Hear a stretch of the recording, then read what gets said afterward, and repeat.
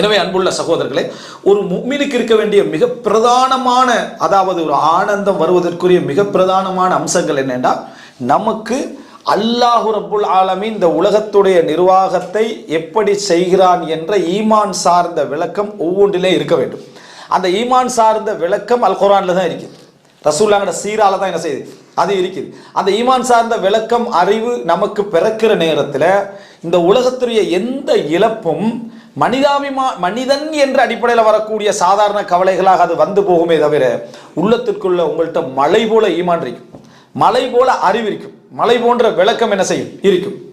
ரசூல் ஸல்லல்லாஹு அலைஹி வஸல்லம் அவர்களுக்கு அடுத்த நிலையில் அதில் இருந்தவர் அபூபக்கர் உமர் ரலியல்லாஹு அன்ஹுமா. அதனால தான் ரசூல் ஸல்லல்லாஹு அலைஹி வஸல்லம் சில விஷயங்களை சொல்ற சந்தர்ப்பத்தில் மக்கள் எல்லாரும் முஃமின்களாக இருந்தும் கூட இதை நானும் அபூபக்கரும் உமரும் ஈமான் கொள்கிறோம்.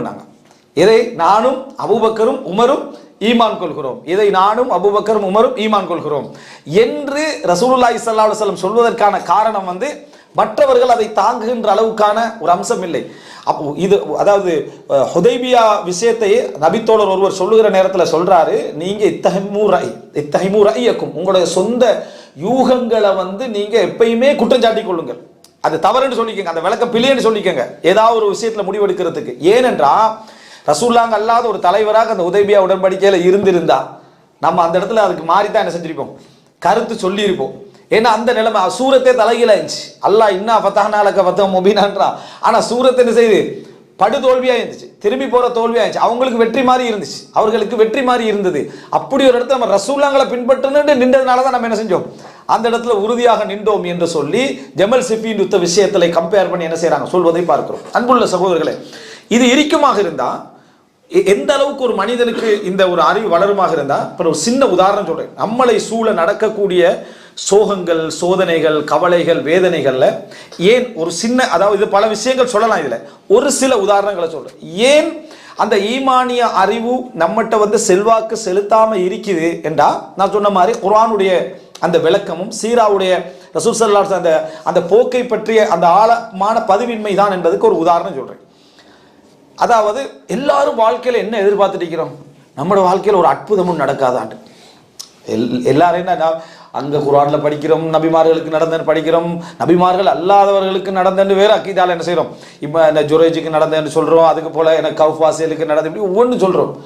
அப்போ நம்மளோட வாழ்க்கையிலே ஒரு அற்புதம் என்னது நடக்காதா அப்படி என்று சிந்திக்கக்கூடிய மனிதர்களாக நம்ம அதிகமானவங்க இருப்போம். அது எதன் காரணமாக நம்ம அப்படி இருந்துட்டீங்கன்னு சொன்னா, அந்த அதாவது ஈமானிய அறிவில் உள்ள வறுமை தான். அதனால தான் ஒரு அற்புதங்களை நம்ம என்ன செய்யறோம், நம்மளோட வாழ்க்கையில நடக்காதான்னு எதிர்பார்த்துட்டு இருக்கோம். உண்மையான ஒரு அறிவு உள்ளவர், உண்மையான மார்க்க விளக்கம் உள்ளவர், அவர் எதை எதிர்பார்த்திருப்பார் தெரியுமா, அப்படி ஒன்று நடக்காம இருக்கணும்னு எதிர்பார்த்திருப்பார் தன் வாழ்க்கையில. அற்புதங்களை என்ற வாழ்க்கையில என்ன செய்ய வேண்டிய அவசியம் இல்லை, நடக்க வேண்டிய அவசியம் இல்லை. இதை ஒரு உண்மையான மூவியோட எதிர்பார்ப்பாங்க. சோதனையை நான் சந்திக்கிறேன், சோதனையை நான் ஃபேஸ் பண்றேன், அதுல நான் பொறுத்துக்கொள்றேன், நான் எந்த ஒரு டைரக்டான ஒரு அற்புதத்தை நான் அடைய வேண்டிய ஒரு அவசியம் இல்லை. காரணம் அது என்னை ஃபித்னாவாக்கிரும், என்ன செஞ்சிடும், இன்னொருத்தருக்கு ஃபித்னாவாக ஆக்கிரும், மாற்றிவிடும் என்பதனால தான் நினைக்கணும். ஆனா அது நினைக்காதனால நம்மகிட்ட என்ன பழக்கம் இருக்கேன்னா, யாராவது ஒருத்தர் துவா கேட்டுருவார், அந்த துவா அவருக்கு கபூலாகிரும், ஏன்னா அவர் வாழ்க்கையில் அது நடக்கும். அவர் என்ன செய்வாருண்டா, அந்த கபூலாகின விஷயத்தை ஊர் ஃபுல்லா சொல்லிட்டு தெரிவார். நீங்க பாருங்க, அற்புதம் நடந்தது, அற்புதம் ஒரு அற்புதம் நடக்கிறதுக்கு எது இருக்காதே, நான் இப்படி ஒரு துவா கேட்டேன் கபூல் ஆயிட்டு, நீங்களும் கேளுங்க அப்படின்னு. சரியா, நாம இப்படி துவா கேட்டேன் கபூல். இது எப்ப சொல்லலாம், ஒரு மனிதர் சோதனை அளிக்கிறாரு, கஷ்டத்தில் இருக்கிறாரு, வேதனை அளிக்கிறாரு, அவருக்கு ஆறுதலுக்கு இது உதாரணமா நீங்க என்ன செய்யலாம், நான் இப்படி ஒரு சோதனை அனுபவிச்சேன், அப்ப நான் துவா கேட்டு நீங்க என்ன செய்ய, நீங்களும் கேளுங்கன்னு சொல்லலாம். இது அப்படி இல்லை, அவர் அந்த ரம்மியத்திலே ரசனையில தான் தெரியுறது. வணங்கிட்டா இப்படி ஒன்று கபூலாகிட்டே அப்படின்னு அதை உலகம் ஃபுல்லா என்ன பரத்தி பரத்தி பரத்தி சொன்னவர்கிட்டே 10ஆம் முறை சொல்றோம். நீங்க அந்த துவா விஷயம் தானே அவர் என்ன முந்தி சொல்ற அளவுக்கு வெறுத்து போய்த்துறான். ஃபித்னா, இதுதான் ஃபித்னா. அதாவது ஒரு அற்புதம் நமக்கு நடக்குமாக இருந்தா இமாம்கள்ல இருந்து நல்ல மக்கள்ல இருந்து என்ன விரும்பினாங்கன்னா மறைச்சிக்கிறது. ஏன்னா அது சோதனையா மாறிடும், நமக்கும் சோதனையா மாறிடும், அவருக்கும் சோதனையா மாறிடும். ஈசா அலைஹிஸ்ஸலாம் காட்டிய அந்த அற்புதத்தால தான் ஈசா அலைஹிஸ்ஸலாத்தை கடவுள் எடுத்துக்க என்ன செஞ்சாங்க, கொண்டு போய் வச்சாங்க. அல்லாஹ் தஆலா அந்த சோதனையை ஆக்கினான். தஜ்ஜால கடவுள் ஏன் சொல்ல பார்த்தாங்க, மக்கள் சொல்ல அதான் முயற்சி எடுப்பாங்க. ஏன், அவன் காட்டுற அந்த அற்புதத்தால மக்கள் அந்த ஃபித்னாக்குள்ளாகி கடவுள் இடத்துக்கு வர பார்ப்பாங்க. ஏதாவது சின்ன அற்புதம் காட்டினா கபரை கட்டிடுவாங்க, ஏதாவது சின்ன ஒரு அற்புதம் காட்டி நடந்ததுன்னு சொன்னா கபரை கட்டிடுவாங்க. அப்போ ஒரு முஸ்லீம் தான் தன்னை ஃபித்னாக்குள்ளாக்கி கொள்ற இடத்துக்கு விரும்ப மாட்டான். அப்படி ஒன்று நிகழாமலே இருக்கட்டும் தான் விரும்புவான். ஆனா இவர் ஈமான் அடையாளமாவே என்ன எதிர்பார்த்து வச்சுக்கார் தெரியுமா? கராமத்து நடக்கணும் தான். பாருங்க அறிவுள்ள குறைபாட்டை. கராமத்து நடந்தாத்தான் நான் அல்லாஹ்விடத்தால என்ன மிகவும் விரும்பப்பட்ட வேண்டி நினைக்கிற இடத்துக்கு வராங்க. அற்புதங்கள் நடந்த நபிமார்கள்லயே சின்ன சின்ன சின்ன சின்ன அற்புதங்களோட பெரும் அற்புதங்கள் நடந்த நபிமார்கள் மிக குறைவானவர் யாரு? ரசூலுல்லாஹ். ஏன்னா மற்றவர்களுக்கு கண் முன்னால பலவிதமான அதாவது திகைக்கக்கூடிய அற்புதங்கள்லாம் நடந்துச்சு. அல்லாஹ் ரசூலுல்லாஹ்களுக்கு சின்ன சின்ன அற்புதங்களை கொடுத்தான். அற்புதம்ன்றது பெரிதுதான். ஆனா அற்புதங்களோடு கம்பேர் பண்ற சந்தர்ப்பத்தில் அல்லாஹ்வே சொல்றான், நான் அற்புதங்களை அனுப்பாமல் இருக்க எம்மை தடுத்ததெல்லாம் இல்லான் கதபபிகள் அவ்வளும், ஆரம்பமானவர்கள் அதை நிராகரித்ததுதான் என்றான். இது நம்ம சோதனைக்குள்ளாக்குற விஷயம். ஆனா நம்ம ஈமானுக்கு அடையாளமாவே நிறைய பேர் என்ன விளங்கி வச்சுக்கிறான்டா கராமத்.